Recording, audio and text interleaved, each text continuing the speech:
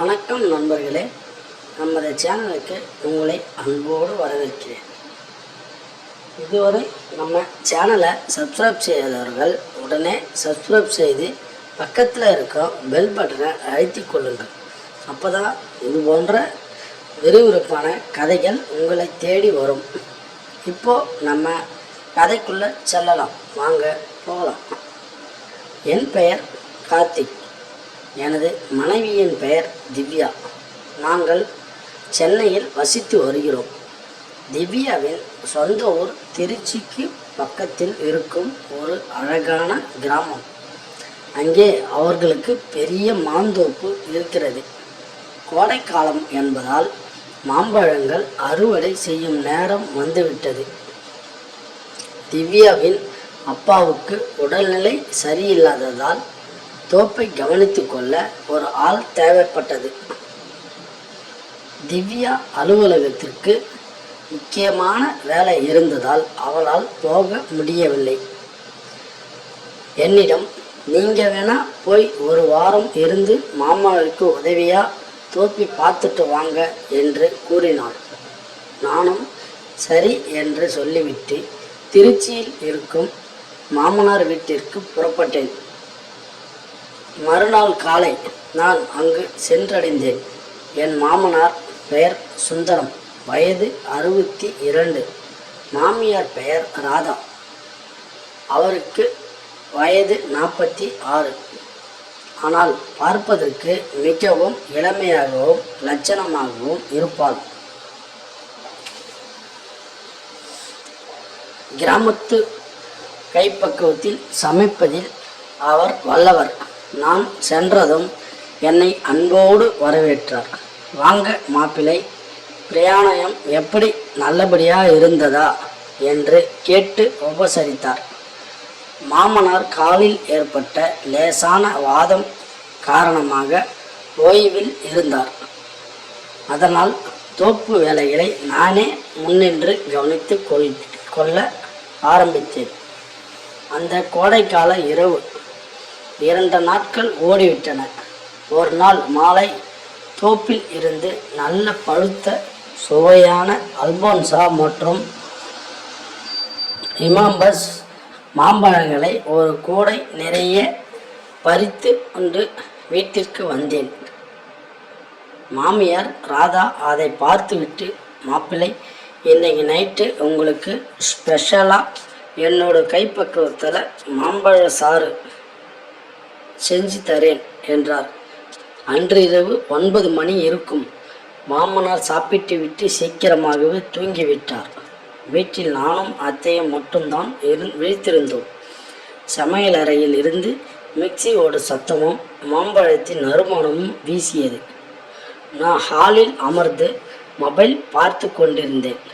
அப்போது ராதா அத்தையில் கையில் ஒரு பெரிய ஜக் நிறைய மாம்பழ சாறுடன் வெளியே வந்தார். அவர் ஒரு அழகான காட்டன் புடவை அணிந்திருந்தார். தலையில் மல்லிகைப்பூ வைத்திருந்தார். அந்த இரவு வேளையில் அவர் மிகவும் அழகாக தெரிந்தார். மாப்பிள்ளை, இந்தாங்க, குடிச்சு பாருங்க, எப்படி இருக்குன்னு சொல்லுங்க என்று பெரிய கிளாஸில் ஊற்றி தந்தார். நான் அதை வாங்கி ஒரு மடக்கு குடித்தேன். அப்படியே அமுதம் மாறி இருக்கு அத்தை, உங்கள் கைப்பக்குவமே தனிதான் என்றேன். அவர் வெக்கத்துடன் சிரித்து கொண்டே என் அருகில் இருக்கும் நாற்காலியில் அமர்ந்தார். எல்லை தாண்டிய உணர்வுகள். நாங்கள் இருவரும் பேசத் தொடங்கினோம். பேச்சு திவ்யாவை பற்றியும் அவரது குடும்ப பின்னணி பற்றியும் சென்றது. நேரம் செல்ல செல்ல கதையின் சுவாரஸ்யம் கூடியது. இந்த வயசில் எனக்கு இந்த தோப்பை தனியாக பார்த்துக்க ரொம்ப கஷ்டமாக இருக்குது மாப்பிள்ளை.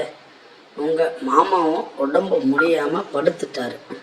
நீங்கள் வந்தது எனக்கு பெரிய ஆறுதலாக இருக்குது என்று உணர்ச்சி வசப்பட்டு பேசினார். பேசும்போது அவரது கண்கள் கலங்கின. நான் அவரது கையை தொட்டு, வருத்தப்படாதீங்க அத்தை, நான் இருக்கேன் என்று ஆறுதல் கூறினேன். என் கை அவரது கையில் பட்டபோது இருவருக்குள்ளும் ஒரு மெல்லிய சிலிர்ப்பு ஏற்பட்டது. அவர் தன் கையை எடுக்கவில்லை. இரவு 11 மணியை தாண்டியது. அத்தை, இன்னும் கொஞ்சம் ஜூஸ் இருந்தால் தாங்களேன், ரொம்ப அருமையா இருக்கு என்றேன். அவர் சமையலறைக்கு சென்றார். நானும் அவருக்கு உதவியாக பின்னாடியே சென்றேன். சமையலறையின் மங்கலான வெளிச்சத்தில் அவர் ஜூஸ் ஊற்றும்போது தற்செயலாக என் உடல் அவர் முதுகில் உரசியது. அவர் அப்படியே சிலிர்த்து போய் நின்றார். மாப்பிள்ளை, என்ன இது என்று மெல்லிய குரலில் கேட்டார். ஆனால் அதில் எதிர்ப்பு இல்லை, ஒரு விதமான மயக்கம் இருந்தது. நான் துணிச்சலுடன் அவரது தோள்களை பற்றி, அத்தை, நீங்கள் இன்னும் இளமையா அழகா இருக்கீங்க, உங்ககிட்ட நெருக்கம்னு எனக்கு ரொம்ப நாளாக ஆசை என்றேன். அவர் முகத்தை திருப்பி கொண்டு, இது தப்பு மாப்பிள்ளை, யாராவது பார்த்துட போகிறாங்க என்றார். ஆனால் அவரது மூச்சுக்காற்று வேகமாக இருந்தது. நான் மெதுவாக அந்த மாம்பழ சாற்றை அவரது உதடுகளில் தடவி விளையாட்டாக அதை சுவைத்தேன். அந்த இரவு இருவருக்குள்ளும் இருந்த எல்லா எல்லைகளையும் கட்டுப்பாடுகளையும் உடைக்கத் தொடங்கியது. விடிய விடிய நீடித்த இரகசியம் சமையலறையிலேயே தொடங்கிய அந்த மாம்பழ சாறின் சுவை பின்னர் ஹாலுக்கும் படுக்கை அறைக்கும் நீடித்தது. இரவு முழுவதும் நாங்கள் தூங்கவே இல்லை. ஒவ்வொரு முறை அவர் எனக்கு மாம்பழ சாறு ஊட்டிவிடும் போதும் எங்களுக்குள்ள இருந்த அந்த உணர்வுகள் கட்டுக்கடங்காமல் போயின.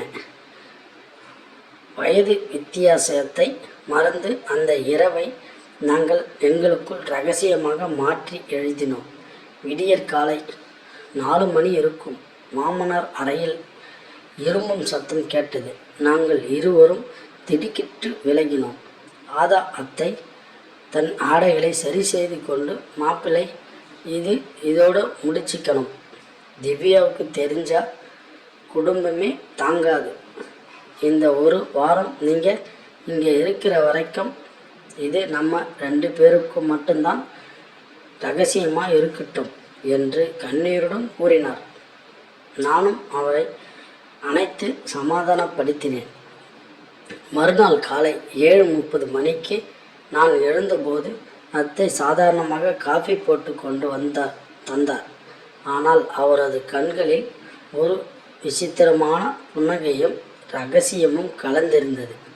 அந்த 1 வாரம் முழுவதும் இரவில் மாம்பழ சாறு குடிப்பதும் எங்களுக்குள் நெருக்கமாக இருப்பதும் ஒரு தொடர்கதையாக மாறியது. 1 வாரம் முடிந்து நான் சென்னைக்கு கிளம்பும்போது அத்தை என்னை வாசலில் வந்து வழி அனுப்பினார்.